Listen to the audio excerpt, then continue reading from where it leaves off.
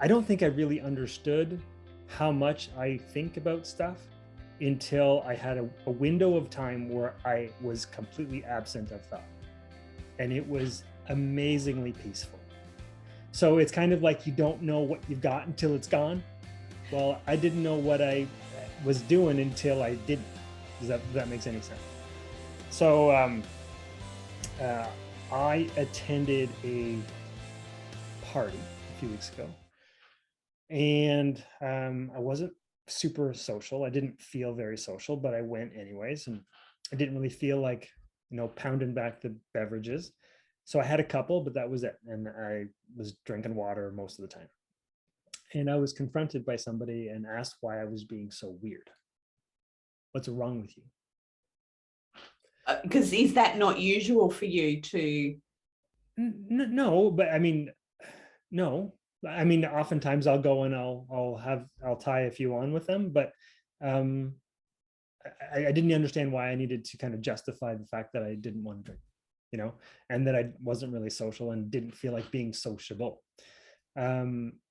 But so that irked me for a little bit, but I kind of just kept to myself that night and whatever. And we went home, and it was actually quite nice not waking up going, oh, I shouldn't have had that many drinks.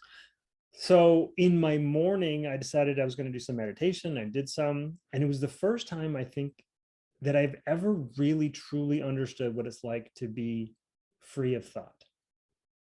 And it was so peaceful. And in my meditation, I actually kind of felt like I had separated myself from my thought. So I was able to be an observer of whatever that was. And then I got a ton of insights that it's like I know conceptually, but I've never tied the knots before. Like this might go in a weird direction, but I knew what it was not to be my thoughts. So I started thinking about, okay, well, why should I be offended? Why am I offended? I'm not really offended, not the real connected version of me. The like hurt person who wants to be included and be accepted and liked is the part of me that's hurt. But that's not who I am. That's just a part of me that I've kind of learned over time that I want to be a part of the gang. And then I realized, okay, well, if I'm going through this and if I have all these layers of thoughts and beliefs and whatever that I'm carrying around with me, that other person who said that thing that you're a weirdo, what's wrong with you? They've got a bunch of their own layers that they're using that are like on top of their like consciousness or whatever. So it was like I was able to learn by stepping back, and I was able to see that those things aren't mine. And I don't have to own them anymore. And the metaphor that came to mind when I was thinking about this stuff was when Joey from Friends, he's having an argument with Chandler and he comes out wearing all of Chandler's clothes.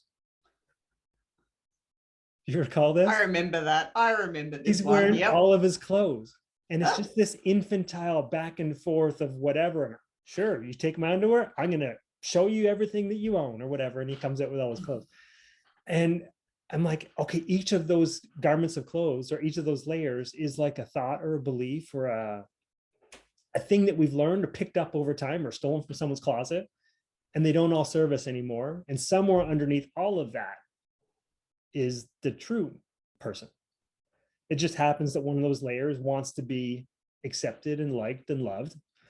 And if I'm not drinking, well, then I'm not part of that. I don't fit in with that. I don't have the in style clothes that day. You know what I mean?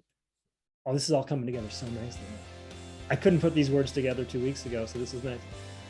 Anyway, so it just kind of helped me understand that I spend so much time either worrying about the future or fixed on shit that's happened in the past that it bugs me, right?